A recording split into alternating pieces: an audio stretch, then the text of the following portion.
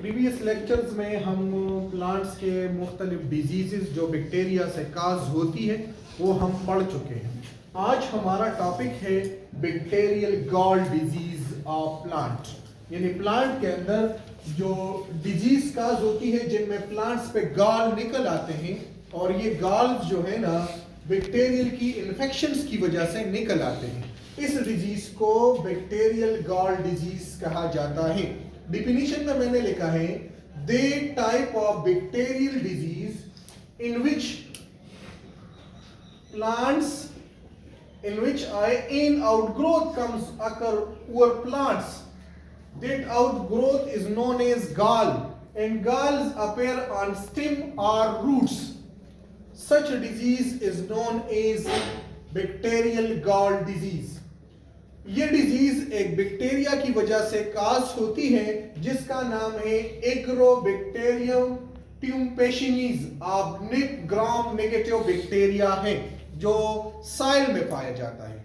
यानी ये बैक्टीरिया साइल बर्न है, मतलब साइल से ट्रांसफर होती है कहां पे, प्लांट में, और डिजीज काज करती है। अपना वाला जीनोम प्लांट के सेल के अंदर लेके जाते हैं और म्यूटेशन लेके आते हैं जिससे उस रीजन का ग्रोथ एबनॉर्मल हो जाता है। इनोकुलेशन, ये बैक्टीरिया प्लांट में कैसे एंटर होता है? या तो वुंड से, जहां पे जख्मी हो प्लांट, उनके जरिए एंटर होता है, या कहीं पे ओपनिंग में अगर स्टेम में कहीं पे स्टोमेटा या लेंटिसल्स मौजूद है तो उनके जरिए प्लांट में एंटर हो जाते हैं। इन्फेक्टेड प्लांट्स कौन से, यानी बैक्टीरियल गॉल डिजीज कौन से प्लांट्स में काज होती है? वैसे दुनिया में 600 प्लांट स्पीशीज ऐसे हैं जिसको बैक्टीरियल गॉल डिजीज काज होती है।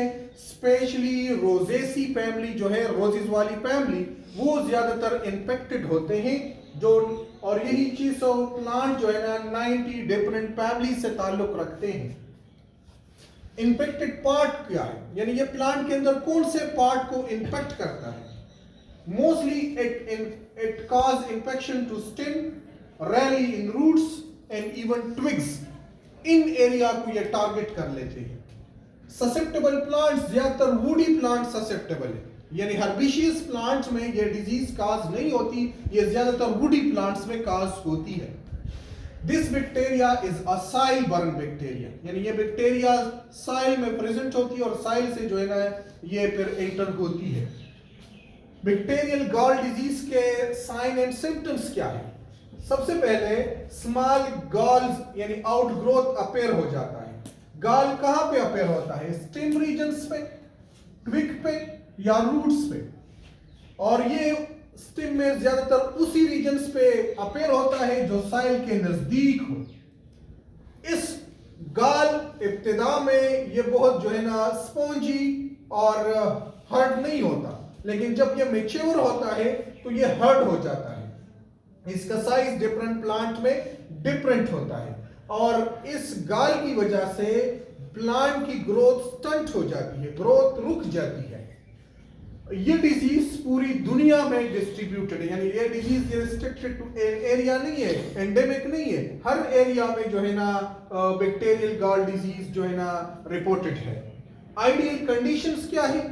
ज्यादातर वार्म कंडीशन और ह्यूमिडिटी कंडीशन आइडियल है इस डिजीज के लिए। हम इस डिजीज को कैसे कंट्रोल करेंगे?